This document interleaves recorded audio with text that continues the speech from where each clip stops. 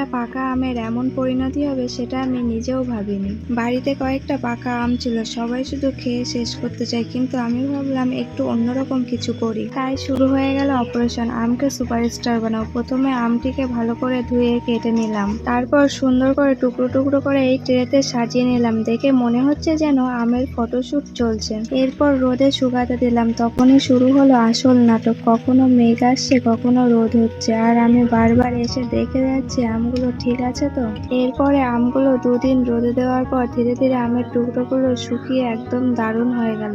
বাইরে হালকা চিপড়া আর ভিতরে মিষ্টি আর মজাদার স্বাদ। এমন খাবার যে একবার মুখে দিলে বারবার খেতে ইচ্ছা করবে। সবচেয়ে মজাদার ব্যাপার হলো বানানো শেষ হওয়ার আগেই বাড়ির লোক চুরি করে খেতে শুরু করেছে, কারণ এর টেস্টটাই এতটাই সুন্দর হয়েছিল। এটা একবার বানালে আপনার বাড়ি যদি কোনো বাচ্চা থাকে তাহলে তো তার একদম ফেভারিট হয়ে উঠবে এটি। আর পার্সোনালি আমারও খুব খুব পছন্দ হয়েছে। আমি তো প্রথমে অল্প করে একটি আম দিয়ে বানিয়েছি, কিন্তু আবার আমি এটি 1 কেজি আম দিয়ে বানিয়ে রাখবো। আপনার বাড়িতেও যদি পাকা আম থাকে তাহলে আম শেষ হওয়ার আগে একবার এটি বানিয়ে দেখুন। কম খরচ, ঝামেলা কম, কিন্তু স্বাদ একদম অসাধারণ। আর বলুন তো আপনারা পাকা আম দিয়ে কি বানাতে সবচেয়ে বেশি পছন্দ করেন? কমেন্টে জানাতে ভুলবেন না কিন্তু।